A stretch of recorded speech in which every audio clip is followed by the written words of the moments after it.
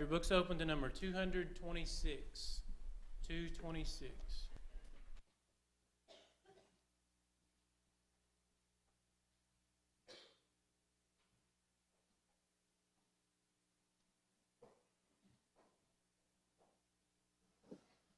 Good evening, brethren. Good to see everybody. Certainly glad that you're here. Always thankful to see as many as come out on Sunday night. Certainly do appreciate each and every one of you. I'm kind of surprised, though, that we have so many people sitting so close to the front. There's still good seats available in the back. It's hard to believe. Usually we try to fill those up first. But it is good to see everyone here. We're going to be looking at a book tonight, one of mine, I don't even want to say favorite, but I really like this book. It's one of my favorite. I've got to say it. I guess that's just whatever book I happen to be studying at the time just happens to be my favorite. I love them all. But Ecclesiastes, I suppose, has gotten just about as bad a rap as any book that you could find. A lot of people have looked at the book and studied it and said it's such a melancholy book. It's so depressing. Who would want to read that book? Whereas, on the other hand, I believe it's a very encouraging book. And the fact that Solomon's saying, hey, let's sum it all up. Let's put it together. First of all, let's just take just very quickly a moment and think about the name of the book. The name of the book, if you were Hebrew, would be Koheleth. And basically that just means preacher, or better definition would be convener. Convener, I guess that's how you'd say that. It almost sounds like wiener. But you ever hear those guys or watch those Arab movies where there's somebody way up in a tower, somewhere, and they're singing, or something like that, and everybody knows it's time to get down and pray. That's because he's convening the prayer. Well, you had the same thing in Israel, and it even happens today in the synagogue. Every Saturday throughout the world where you have a synagogue meeting, there will be somebody reciting or saying what we call the Shema, which would be Deuteronomy chapter 6, verses 4 and following. Hear, O Israel, the Lord our God is one God. But they don't say it like that. First of all, they'll try to say it probably in Hebrew, and they'll have a singing to it. And what that is basically an attention getter. They're convening the assembly. Well, the Septuagint folks, when they started translating this about 250, 300 A.D., let's back that up 600 years, B.C., when they started translating, they liked the name and went with the title Ecclesiastes, which basically just means assembly. And hence we kind of bring it over into the English translation, and it's called Ecclesiastes. I think it's called Canticles, if I'm not mistaken. Could be wrong, but I think it has a different word in the Catholic Bible. But the bottom line is it's the preacher. If you take a look at some of the first word there, first verse, the words of the preacher according to the King James, and preacher will be okay. That could be it. And basically the book of Ecclesiastes is just his summation. He's going to look at everything from the water cycle to people growing old and dying, from kings and so forth. So it's a really interesting book. He's going to take a look at the life as we see it from a worldly perspective. Now, this is just a fella sitting out here making observations. He's not looking at it so much theologically, even though he will. But at first, he just looks at it from an open sort of perspective. So we're going to look at what he calls the vanity of life and vanity of vanities. And the idea there is like striving after the wind. You're wasting your time. You'll never catch the wind. You can't grab a hold of it if you caught up with it. And it changes direction. You can't see it. And so that's the idea. He's saying it's just vain. You're just chasing things like trying to catch your shadow. Y'all remember Peter Pan? That was one of his things, to try to catch his shadow. You just can't do it. And that's the idea Solomon's saying here, that life is it's something that's it's hard to figure out. And also we'll look at what he calls the joy of life, because in each one of these chapters, and I made it a point just a few moments ago before services tonight to sit down and read this book through in its entirety before the lesson tonight, because I like to have it in my mind. And so often he'll give a whole bunch of stuff that looks like, boy, this is pretty depressing, but then he'll turn right around and say, and the joy of life is this, to eat and to drink and to be merry. And of course, please remember, when we are reading these verses, Solomon is not talking about tanking one up. He's not talking about drinking alcohol. He's talking about sitting down at a meal and enjoying the fruits of your labor. So we're going to look at this at three different perspectives. First of all, the preacher's experience, what he sees, his observations, and then his conclusion from those two perspectives, the vanity of vanities and the joy of life. First of all, the vanity of life. His experience of pleasure. Notice chapter 2 at verse 1. He said, I said in my heart, go to now and prove thee with mirth. Therefore enjoy pleasure. And behold, this is also vanity. He says, pleasure, it wears out. The idea of mirth, there's laughter, having a good time. He says it gets old after a while. And it's just no joy in it. He goes on and talks about the vanity of industry. Notice in verse 11, he says of chapter 2, then I looked on all the works that my hands had wrought, everything that he had done. Now remember Solomon, he's writing this as an aged man, as a king of Israel, the greatest king monetarily. I think spiritually we would all agree that David was by far the best king, the greatest king of Israel. But Israel really succeeded wealth-wise during Solomon's reign. Huge amount of taxation and industry was going on. I mean, business was booming, if you will. They were building temples. They were building king's houses. The army was growing. I mean, there was just a lot of things going on. Money was coming in from all over the world. And so Solomon was doing a lot of building. And what does he say? I looked at all that my hands had wrought and had labored to do, and behold, it was vexation of spirit, which is that idea of chasing after the wind, and no profit under the sun. Drop on down to verse 22 there. He says, for what hath man of all his labor and all the vexation of his heart wherein hath he labored under the sun? In other words, what reward have you? For all his days of sorrow and his travail grief. Yea, his heart taketh not rest in the night. This is also vanity. And he'll go on and talk about that. And then notice chapter 3 at verse 3 continues to talk about. And he says that, chapter 4. Chapter 4, verse 4 says, again, I considered all the travail and every right work, that for this a man is envied of his neighbors. He says, not only do everything that you work for, you're not going to be able to take it with you. And he says, what's really a bummer is that you're going to have to leave that to somebody. And Solomon just comes out and asks the question, what if he's a fool? And what he means by that is, what if he doesn't know what he's doing? What if he takes all the wealth that you've worked so hard to accumulate and just kind of blows it, goes through it, uses it all up, and it's gone, and it's for nothing? And Solomon said, this is vanity. And then he says in chapter 4, verse 4, sometimes when you're doing the best that you can, and you're trying to accumulate all this stuff, you become you become somebody that your neighbor's jealous of. And so y'all ever heard the old saying, keeping up with the Joneses? So here he's saying, not only do you build up all this stuff, and then what's going to happen to it? You have no idea. You don't know what's going to happen. And the fellow you leave it to, the idea of giving an inheritance, he might be a fool and make bad use of it, actually go against what you'd have him to do. And he says, and all along, sometimes it makes you envious. Remember all the kings and so forth that were coming to visit Solomon, what must have been going through their eyes. And so he says, all of this, it's vain. It too, it's like chasing after the wind. Notice chapter 2, verse 15, the idea of wisdom. He says, then said I in my heart, as it happeneth to the fool, so it happened even to me. He'd watch a fool walk by and stub his toe. Ow, that hurts. Then later on, he'd be walking by and stub his toe. Or maybe he'd hit his finger with a hammer. Or maybe he would catch a cold. And guess what? A fool catches the cold. Here I am, the king, and what do I have? I got a cold. And look at that fool down there. He doesn't dust his pantry. Look at all them spiders he has in his house. And then lo and behold, guess what he saw in his castle? Well, there were spiders in it. He says it doesn't matter whether you're wise or whether you're foolish. You get sick. Your friends die. He says so it happened even to me.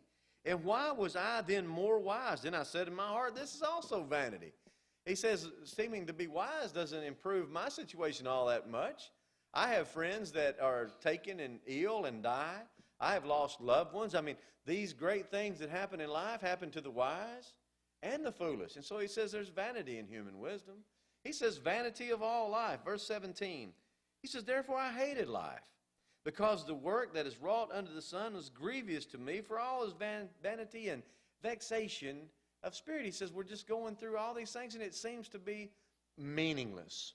Verses 18 through 21, we said a while ago, we won't go over this in great detail because we've kind of already talked about it, but you're doing all this work, you're doing all this industry, you're trying so hard to leave something for your kids, and he says, and bottom line is, you don't even know that they're going to be good stewards of it.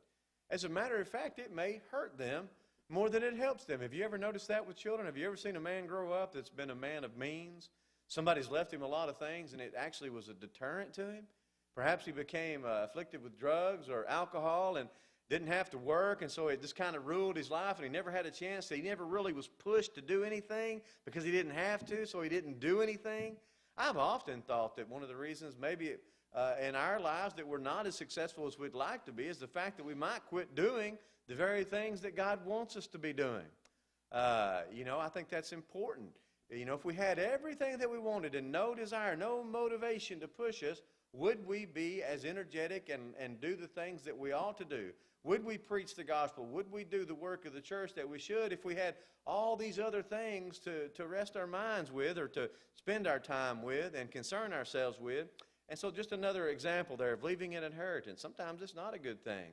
He would go on and say the earthly existence that we have, and this gets pretty depressing. Notice chapter 3 there, about verse 19.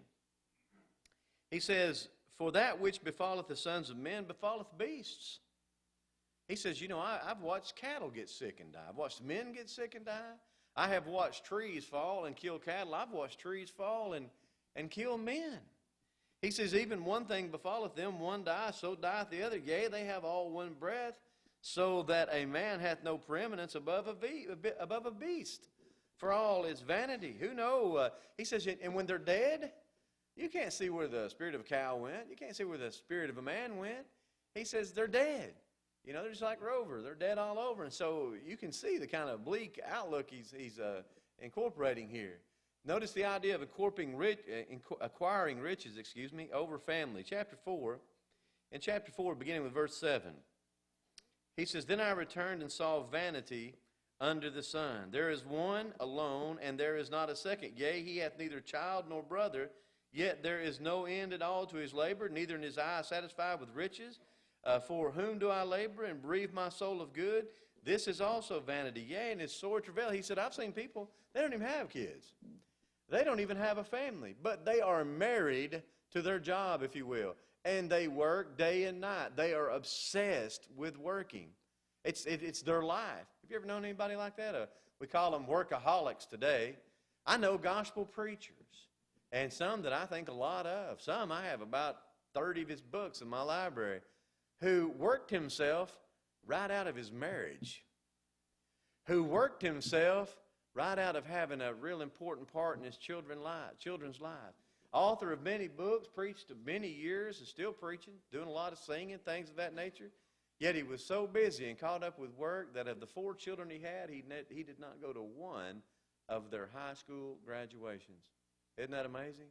Sometimes you can get caught up. Here he says, it's vanity to try to acquire riches over family. And then think about political popularity.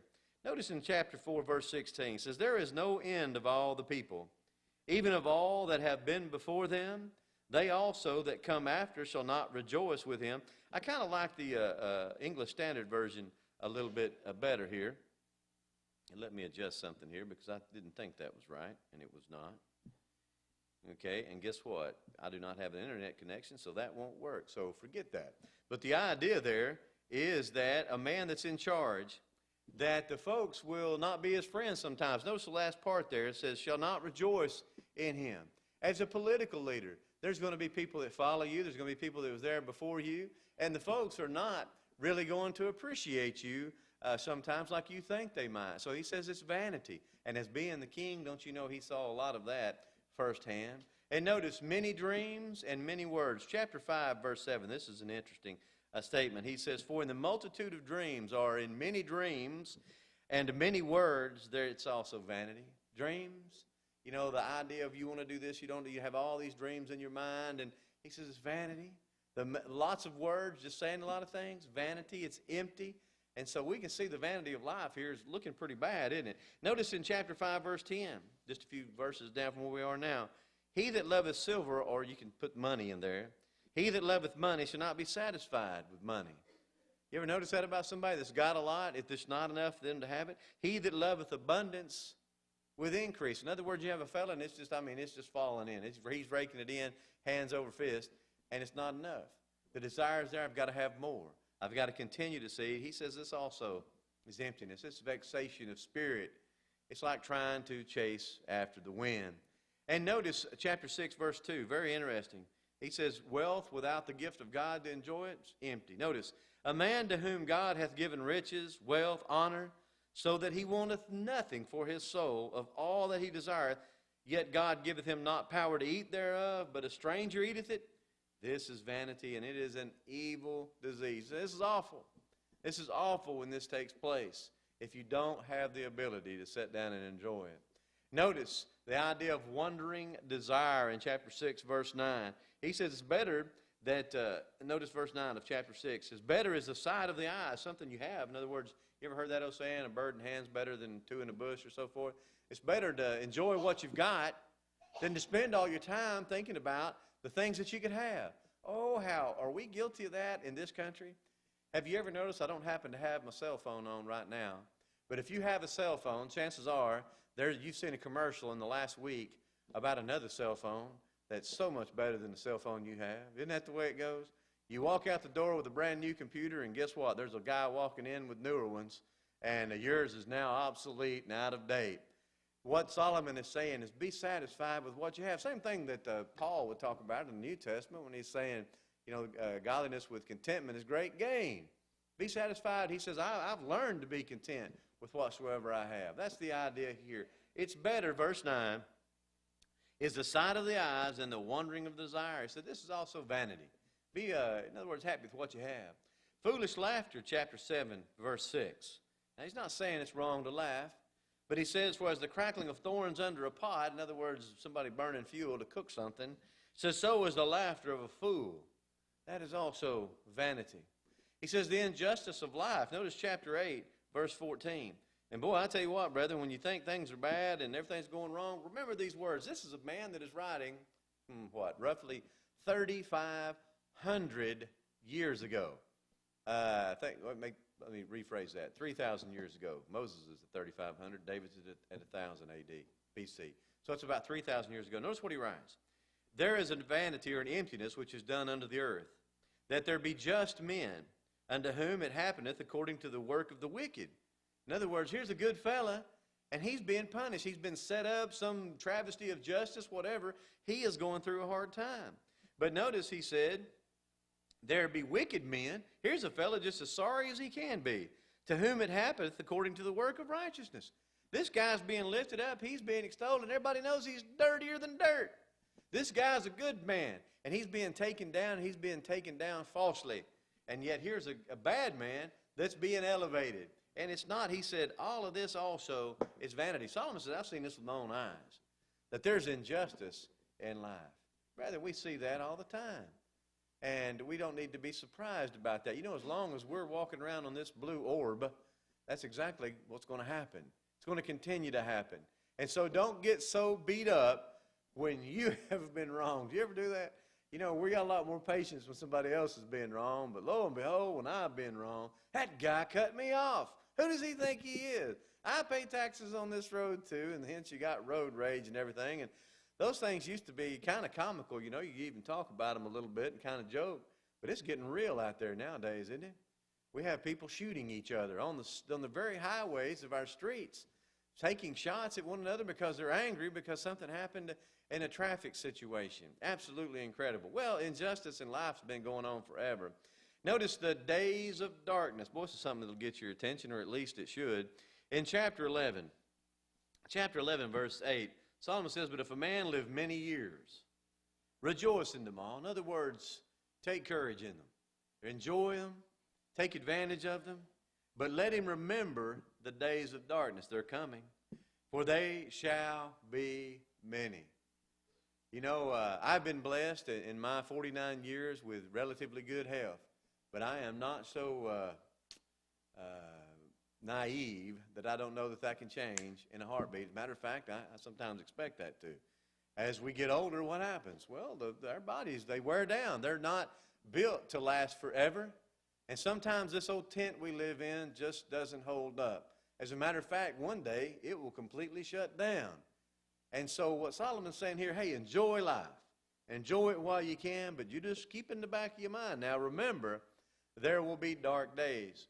That's why it's so important, brethren, that when we have time and opportunity and ability to be at services, that we're here. When we have time and opportunity and ability to be able to work in the congregation, to be able to teach others the gospel of Christ, we need to take advantage of that now while Jesus said it is day, because there comes a night when no man worketh. There will be a time when you will not be able to get around as you do now. Unfortunately, that is the case. Many of you have experienced that. Many of us will experience that in the future. And we will not have the mobility, we will not have the ability, nor will we have the mental faculty sometimes to be able to carry out those very things that we need to do. Solomon says, the days of darkness, they're coming. Remember those things. Childhood and youth. Notice verse 10. Therefore remove the sorrow from thy heart and put away evil from thy flesh, for childhood and youth are vanity. In other words, childhood, your youth, it's not going to last forever. It's not going to last forever. Not only that, but you'll be held accountable for that, as we'll see that here in a little bit. Notice his conclusion, chapter 1, verse 2, all life's vanity. Prior to his search for meaning, he says, why even bother? Life, and in fact, he's just talked about the weather cycle here in chapter 1. He says the water comes down, it flows into the river, goes out in the ocean, absorbed back up by the clouds, it comes back over and does it again. He says there's no new thing under the sun. Everything that has been will be and it's not anything new under the sun. So, but the other side of this book, and it's interweaved all along. That's why I want to kind of take a look at it like this, because, man, if you're just reading some of the things we've looked at, like, whew, man, no wonder nobody likes to read that book. But sewn in to all the different things that Solomon's talking about throughout this book are take courage and enjoy life. Enjoy those simple pleasures. It's a really grassroots kind of a book where he's just saying, you've got it all. Enjoy what you've got, because it can't get any better than what you've got. Notice, his heart rejoiced in his labor. Notice chapter 2. Imagine that, people enjoying their work. He says that's where it's at. Chapter 2, verse 10. He says, and whatsoever mine eyes desired, I kept not from them. I withheld not my heart from joy, for my heart rejoiced in all my labor. He enjoyed the work. You know, you would think work was a four-letter word today in our society. It's almost looked at as something that you need to be shied away from. And I even heard one preacher, and even a brother now, talk about how that work was something that came as a result of sin in the garden. And I almost wanted to stand up and say, whoa, wait a minute. God gave Adam responsibility and work before sin ever entered into the picture. What was his task there in the garden, do you remember? To keep it, to tend it. As a matter of fact, what happened when sin entered in is that work got cranked up a notch, because now weeds and thorns and thistles and all that were going to be combating Adam as he tried to do that very thing and toil in the land. So Solomon says, enjoy your work. My heart rejoiced in my labors, and this was a portion of all my labors. He says, I enjoyed doing it, and enjoy the process of doing it. It's so important that you do that. I have seen so many people that seem so, well, as a matter of fact, just today, wasn't me, but somebody I know was going through a drive-through restaurant, and the people there were obviously not happy with what they were doing. You know, not friendly. Hey, look, you're going to be there anyway, taking money at the window. You know, are you going to be there anyway, serving the food out the window? Are you going to be there anyway, mopping the floor down at the nursing home, taking care of the floor at the, why is it that people think there's disdain in these jobs? Is there anybody here that hasn't had to do that kind of employment sometime in their life? I'm going to tell you something. I have had to scrub commodes with toilet brushes. You know, I was just, wait a minute. Toothbrushes, not toilet brushes. That's something you would clean away. But I mean, they gave us a little old brush and said, have at it. And it was just, simply to be mean. But anyway, I did that. And I didn't feel bad about that. I used that toilet as well. We walk on these floors. But some now everybody thinks they've got to be the rock star. And that every responsibility, somebody else's job is always greater. Nobody is happy with the labor they have. And Solomon said, don't look at it that way. Enjoy what you do. You can be the best fast food restaurant worker that there is if you just carry a smile about you and enjoy the day's actions. Why be so begrudging and ill and angry for those 8 hours when you can rejoice in those 8 hours and have conversations with people and be joyful? And do you know it takes less muscles to smile than it does to frown? There's a great little Facebook post today my wife had got from one of the ladies she works with, a newborn baby. And I wish I could put it on the screens. I didn't think about it. But he's just a couple of days old, and I wish you could have seen the smile on that little fella's face. It'd have put a smile on yours. He's as content as he could be. He was warm. He was being hugged on, and he had a belly full of milk. and he was just content as he could be. Why is it that we can't be like that today? Well, Solomon says, rejoice in labor. And the reward of his labor was the joy of doing it. He says it was good to do that. There was good that was taking place from that. Notice his observations. Nothing is better than to enjoy the simple things that you do. Notice the last few verses there of chapter 2. We'll start with verse 24. There is nothing better for a man than he should eat and drink, and that should make his soul enjoy good in his labors. Look, you work for that. That is your food. Enjoy it when you sit down and partake of it with your family, and enjoy that. It's your labors. You've worked for that. This also I saw, that it was from the hand of God. He says this is a good thing. And it's a good thing to be able to sit down and enjoy the things that you have worked for. I remember one year, I've never been much of a horticulturalist, of course, but I remember one year I grew a tomato plant. You know, I only planted one. But anyway, I grew a tomato plant. Well, I got 2 tomatoes off that thing, and both of them were about that big. Of course, I planted it up in North Georgia in the rockiest soil you'd ever seen. But anyway, I want to tell you something. Those were 2 of the sweetest tasting tomatoes that I had ever had. And they were the first 2 that I can remember ever having grown. I was so proud of them 2 little tomatoes. But anyway, it's something that I had done. Why not take enjoyment from that is exactly what he's saying here. The ability to enjoy what you have, it's a gift from God.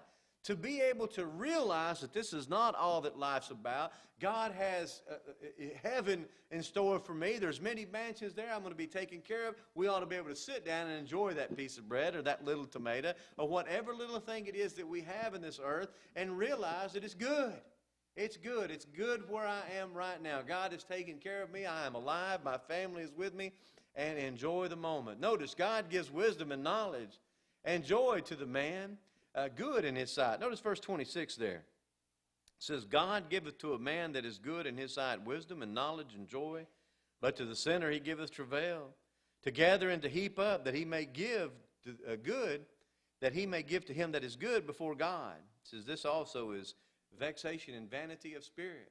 Verse number 4 there, the wicked may inquire many things. And that's exactly what this verse says, but a lot of times those are going to be taken and given to the good. Man should rejoice and do good. Notice chapter 3, verse 12. Chapter 3, verse 12. The Bible says, and I know that there is no good in them for a man to rejoice and to do good in his life. That's what we need to be doing. That's what Solomon would have us to do. It says every man should enjoy the good in their labor, which is a gift from God. Notice verse 13. And also that every man should eat and drink and enjoy the good of all his labor. It is a gift of God. He says this over and over again.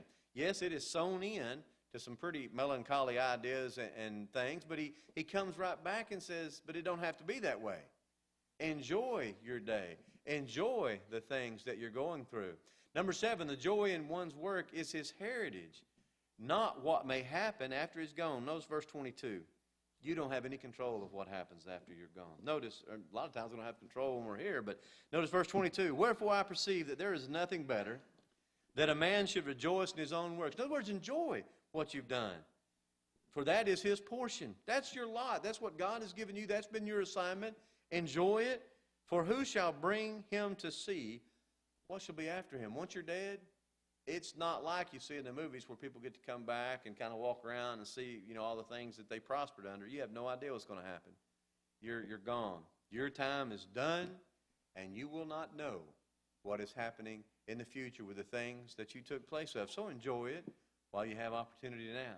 Number 8, again, this is one's heritage. Verses 18 through 20 of chapter 5, if you want to turn over there with me. Chapter 5, verses 18 through 20 says, Behold, it says, that which I have seen, it is good and comely for one to eat and drink, and to enjoy the good of all his labor. Do you notice how many times he talks about eating and drinking? And remember, once again, he's not talking about getting slammed. He's not talking about that. He's talking about simply sitting down and having a meal. That comes up over and over again. Why do you think that is? What is one of the most common things that we do as humans? We eat. We're warm-blooded. That means we have thermogenesis we got to keep up. You got to burn about 2,000 calories a day just to stay warm, unlike the snake and alligator and all that. We've got to stay hot. And so that's why we burn up so many calories. Men do this all the time. Solomon says it's one of the simplest things you do. Enjoy it. Enjoy it. And there's nothing better than being able to do that with your family. He goes on and say, and enjoy all the good, the labor he taketh under the sun, all the days of his life, which God giveth him. This is your portion. This is your allotment. Every man also to whom God hath given riches and wealth, and hath given him power to eat thereof, and to take his portion, and to rejoice in all his labors, this is the gift of God. Take advantage of it. For he shall not much remember the days of his life, because God answereth him in the joy of his heart. It keeps him busy with the joy that he's going through. Verse number 9, so in the day of prosperity rejoice, and in the day of adversity contemplate. There's one of those statements that would make you want to think for a little bit. Chapter 7, he also talks it's better to go into the house of mourning than the house of feasting, which seems so opposite of what we would think, but it makes man think. Notice verse 14 of chapter 7. In the day of prosperity be joyful. Just like James would say, if any man's happy, do what? Let him sing psalms. Be happy, take advantage of it, enjoy it. But in the day of adversity, consider. God also hath set the one over against the other. God's responsible for both, if you will, to the end that man should find nothing after him. In other words, you're not going to be around to see what happens after you're here. But God has made good things. God has made things that are not so good. And we need to contemplate those things, such as, growing older and things of that nature. Number 10, commends the enjoyment of the fruit of labors. Chapter 8, verse 15. Same idea there again. Over and over again, you're going to see that idea. Then I commended mirth, because a man hath no better thing under the sun than to eat and drink. How many times he said that? Over and over again in this book, he'll talk about that very thing. One of the life's simple pleasures. Do enjoy it. His conclusions, eat and drink with a merry heart. Enjoy it. Express joy in your life. Let's take a look at chapter 9 there very quickly, these two verses. Notice chapter 9, verse 7. Go thy way, eat thy bread with joy, drink thine wine with a merry heart, for God now accepteth thy works. Verse 8, let thy garments be always white, and let thy head lack no ointment. Live joyfully, verse 9, that should be on there as well. Live joyfully with a wife with whom thou lovest all the days of thy life. In other words, don't just eat and drink by yourself. Take and enjoy the wife of your youth, I guess we could say. The woman, the helpmeet that you've gone through life. You know, it's absolutely shocking to me, brethren, and I need to hurry. But it's shocking to me of how many older people today in our country are getting divorces. Isn't that amazing? I look forward to the day someday when myself and my wife can have more time together, because we're not having to have outside work, That's something that I look forward to, and I know that she does, and to enjoy our lives together.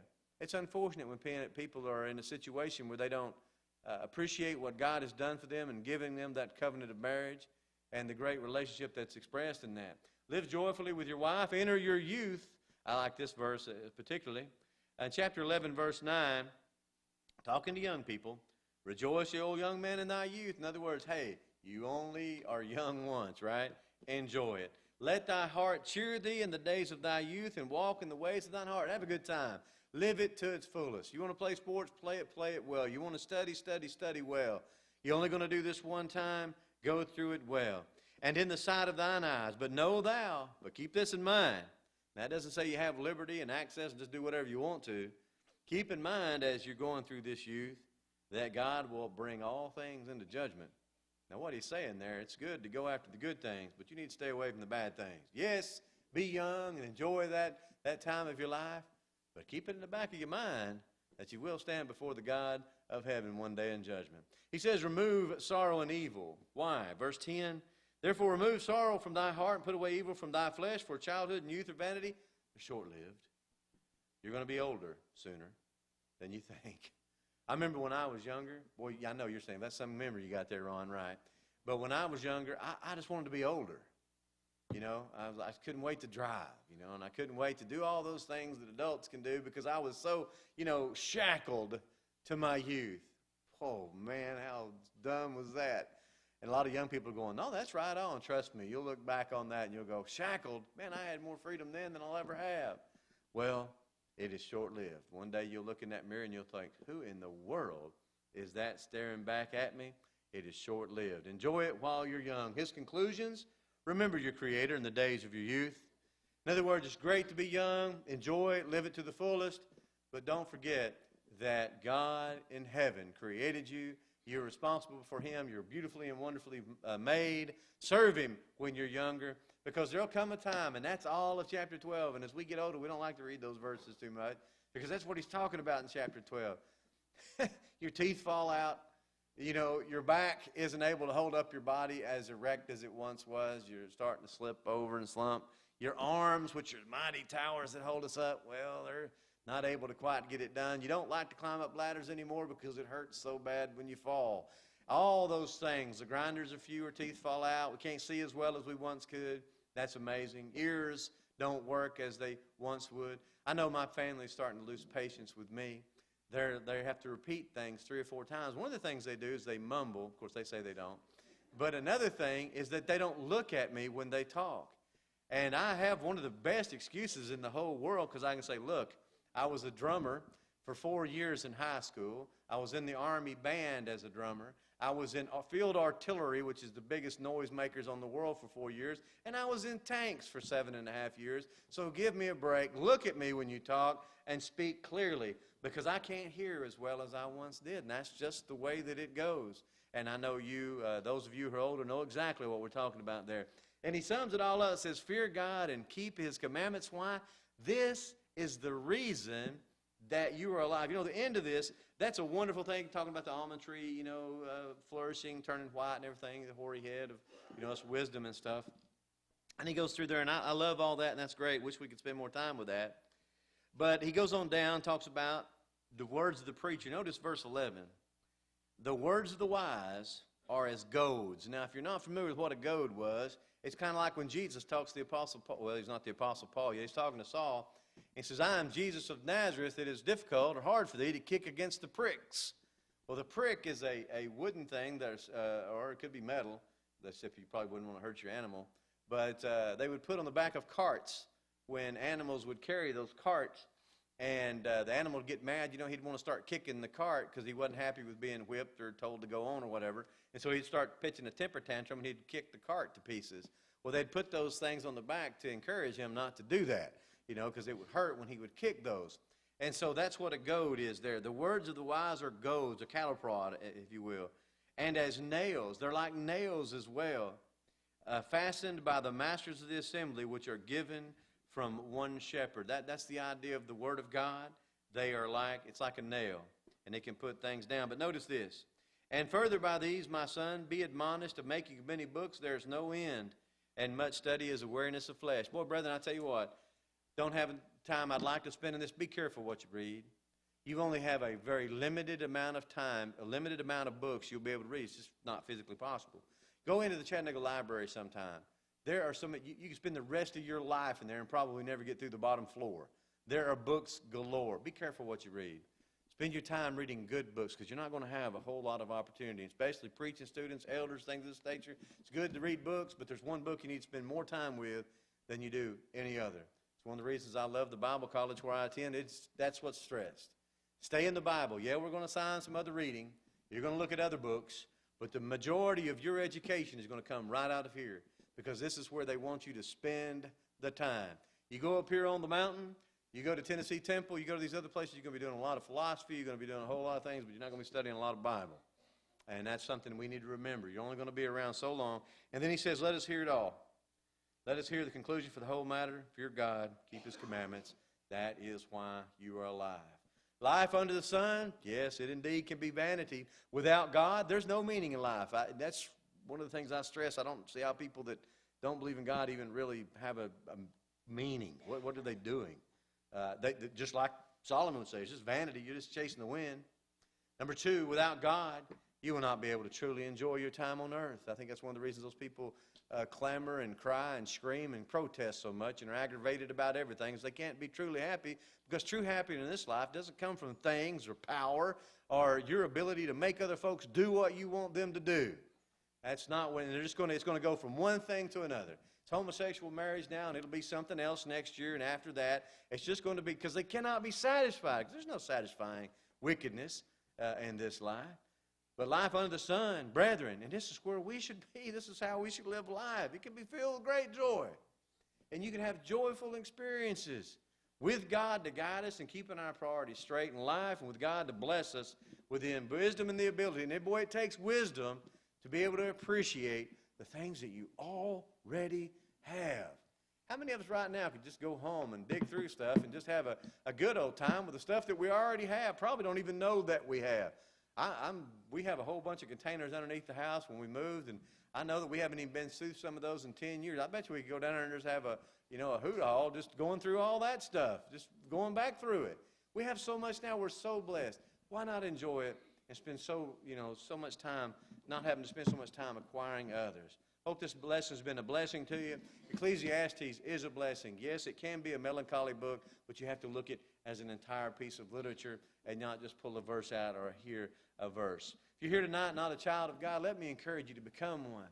And so that you can have this kind of life, that you can have the joy that comes with being a Christian because you appreciate every day. You appreciate the fact that you're a child of God. Maybe you're here tonight, as a child of God, you have not lived your life as you should. You're not enjoying the simple pleasures of life because God's not number one in your life, but you're letting all this other junk get in the way and choke out your spirituality. Why not come home? Why not leave this building prepared to meet God? If we can help you in any way, would you come as together we stand and sing? There's a great day